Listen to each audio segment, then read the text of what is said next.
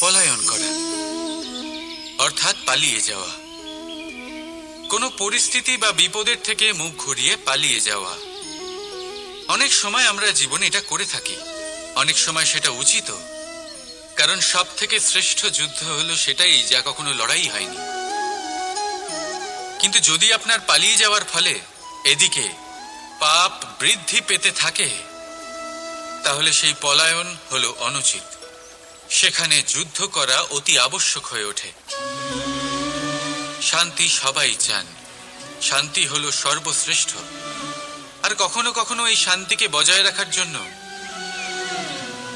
মহাযুদ্ধ লড়তে হতে পারে। যদি আপনি পলায়ন করেন নিজের স্বার্থের থেকে, তাহলে উচিত কাজ, বরং শ্রেষ্ঠ। কিন্তু যদি আপনি পলায়ন করেন ধর্ম স্থাপনার কাজ থেকে, তা উচিত নয়। এই সংসারের ভাগ্যের মঙ্গলের জন্য অনেক সময় অনিমন্ত্রিত স্বয়ম্বরে যেতে হয়, কারণ ধর্ম স্থাপনার এই কাজ পলায়ন করে নয়, কর্মের পালন করে করতে হয়। তাহলে পলায়ন করুন স্বার্থের থেকে, কুকর্মের থেকে, কুচিন্তার থেকে, অহংকার থেকে, আর পালন করুন ধর্মের, পালন করুন কর্মের। বন্দে ধর্মা, বন্দে কর্মা, রাধা রাধা। মৌনতা। দেখতে গেলে সংসারের সব থেকে শক্তিশালী অস্ত্র হলো এই মৌনতা। আর দেখতে গেলে আমাদের এই অস্ত্রই কখনো কখনো আমাদেরই উপর আক্রমণ করে বসে। কিভাবে? অনেক সময় আমরা আপনদের দেখে, তাদের অনুচিত কার্যকলাপ দেখে, অনুচিত কথা শুনে চুপ করে থাকি, ভেবে নিয়ে আমরা যেন কোনোভাবে তাদের আঘাত না করে ফেলি, দুঃখ না দিই, ক্রুদ্ধ না করে ফেলি, ভেবে নিয়ে এই সমস্যা এড়িয়ে যাবে। কিন্তু এইখানেই আরম্ভ হয় সব থেকে বড় সমস্যা। আমরা কিছুই বলি না এটা ভেবে উনি আমার আপনজন, আর সেই ব্যক্তি ভাবেন যে কিছুই বলেন না সেই আমার আপনজন। যদি আপনি সত্যি কাউকে আপনজন মনে করেন, তাহলে তাকে বাধা দিতে শিখুন।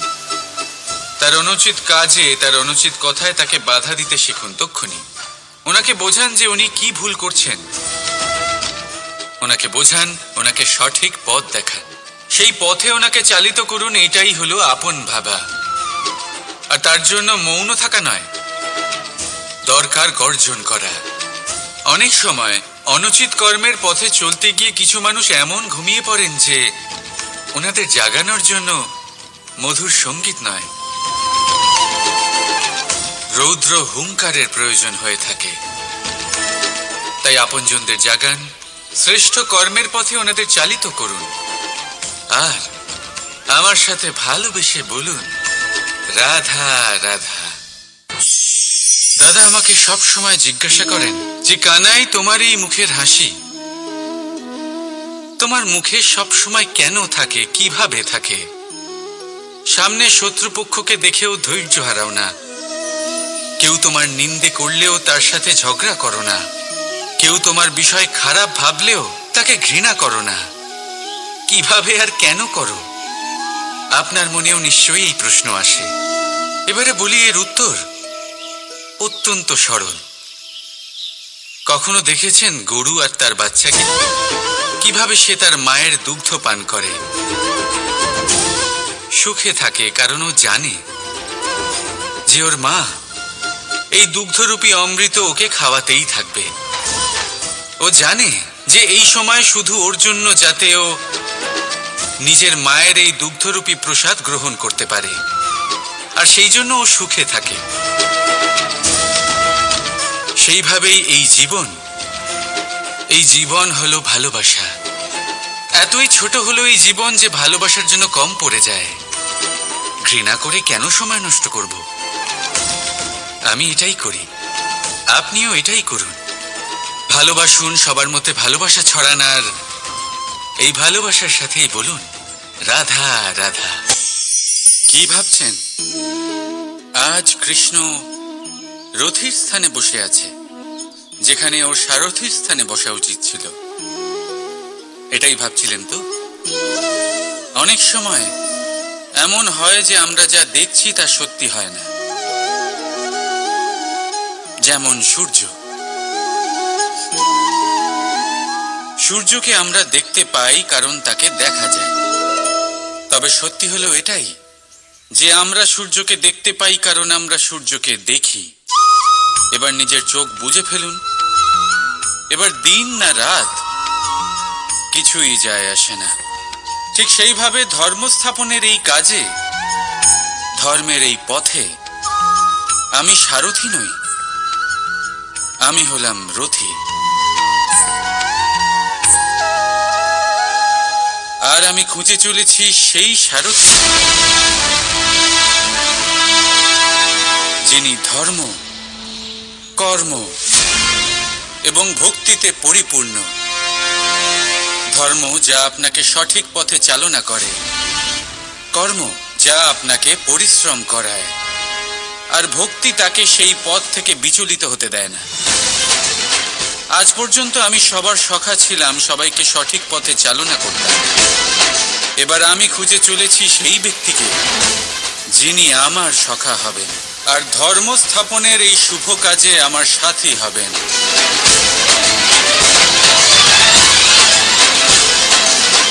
বন্দে কর্মা, বন্দে ধর্মা,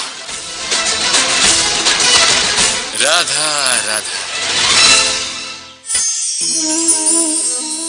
আপনার জীবনেও কি সমস্যা রয়েছে? অবশ্যই থাকবে। প্রত্যেকের জীবনেই সমস্যা থাকে। প্রত্যেক মানুষ জিজ্ঞাসাও করেন যে এই সমস্যা আসলে কি আর কেন আসে জীবনে। আপনাকে একটা কথা বলে দিই যে সমস্যা আসলে সেটা নয় যা আপনার পথে বাধা সৃষ্টি করে, বরং সমস্যা হলো সেটাই যেটা আপনি তখন দেখতে পান যখন আপনার একাগ্রতা আপনার পথ থেকে, আপনার লক্ষ্য থেকে সরে যেতে থাকে। আর এই সমস্যাগুলি দূর করার জন্য, এর সমাধান করার জন্য একটাই পথ আছে। নিজের সমস্ত ভাবনা আরো একবার একাগ্র করুন নিজের পথের দিকে, নিজের লক্ষ্যের দিকে। আপনার সমস্ত ভাবনা যদি কেন্দ্রীভূত হয় নিজের লক্ষ্যে, তাহলে এই সমস্যা দূরে থাকবে। যদি এরকম না হয়, যদি আপনার মন একটু অন্যদিকে চলে যায়, তাহলে এই সমস্ত সমস্যা আবার সামনে চলে আসে আর বাড়তেও থাকে। দেখুন, যেখানে আপনার লক্ষ্য রয়েছে, বাণ যদি সেখানেই চালাতে হয়, তাহলে দৃষ্টি তো সেদিকেই রাখতে হবে। তবেই তো আপনি সেই লক্ষ্য ভেদ করতে পারবেন। সেই জন্য মনে রাখবেন, সর্বদা লক্ষ্য রাখবেন নিজের পথে, সেই পথেই সামনে এগোতে থাকুন নিজের লক্ষ্যের দিকে। আপনি যত সামনে এগোতে থাকবেন এই সমস্যা তত পিছিয়ে যাবে। তাহলে আসুন আমার সাথে ভালোবেসে বলুন, রাধা রাধা। শত্রুতা। একজন মানুষ অন্য মানুষের সাথে শত্রুতা করে বসেন, দুজন ঘনিষ্ঠ বন্ধু। এমনও এক সময় আসতে পারে যখন এনারা একে অপরের শত্রু হয়ে ওঠেন। এর অনেকগুলো কারণ হতে পারে, কিন্তু মূল কারণ হলো আলোচনা। আগে হ্যাঁ, আপনি যদি কারোর বিষয়ে আলোচনা করেন তাহলে সে আপনার শত্রু হয়ে যেতে পারে। এবার মনে একটা প্রশ্ন আসতে পারে যে এটা কিভাবে সম্ভব হতে পারে? আলোচনা, এটা তো অত্যন্ত জরুরি। যদি আমি নিজের বন্ধুর খারাপ কাজের বিষয়ে আলোচনাই না করি, তাহলে সে শুধরবে কি করে? এ কথা সত্যি যে আলোচনা আবশ্যক, কিন্তু তার থেকেও বেশি গুরুত্বপূর্ণ এবং আবশ্যক হলো আপনার এই সিদ্ধান্ত। সিদ্ধান্ত এটাই যে আপনার এই আলোচনা কোন স্থানে করবেন। যদি এটা সবার সামনে করবেন ভাবেন, তাহলে তা অপমানও হয়ে যেতে পারে। যদি এটা আলাদাভাবে করেন, তাহলে তা পরামর্শ হয়ে যায়। অপমান কেউ স্বীকার করতে পারেন না, কিন্তু পরামর্শ সকলের ভালো লাগে। তাহলে যদি আপন কারোর জন্য ভালো কিছু চান, কাউকে শুধরে দিতে চান, আর আপনার মনে হয় আলোচনা আবশ্যক, তাহলে সর্বপ্রথম সময়, পরিস্থিতি আর স্থানের কথা মনে রাখবেন, নয়তো এই আলোচনা আপনাকে খুব ভোগাতে পারে। তাহলে আসুন আমার সাথে ভালোবেসে বলুন, রাধা রাধা।